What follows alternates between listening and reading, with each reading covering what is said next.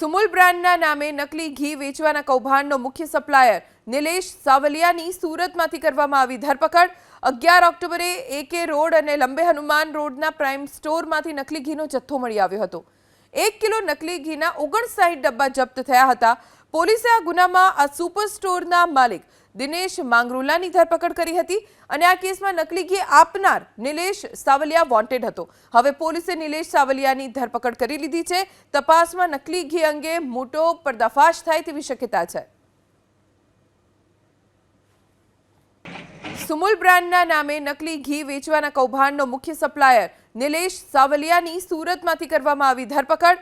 11 ઓક્ટોબરે એકે રોડ અને લંબે હનુમાન રોડના પ્રાઇમ સ્ટોરમાંથી નકલી ઘીનો જથ્થો મળી આવ્યો હતો। 1 કિલો નકલી ઘીના 59 ડબ્બા જપ્ત થયા હતા। પોલીસે આ ગુનામાં આ સુપર સ્ટોરના માલિક દિનેશ માંગરોલાની ધરપકડ કરી હતી અને આ કેસમાં નકલી ઘી આપનાર નિલેશ સાવલિયા વોન્ટેડ હતો। હવે પોલીસે નિલેશ સાવલિયાની ધરપકડ કરી લીધી છે।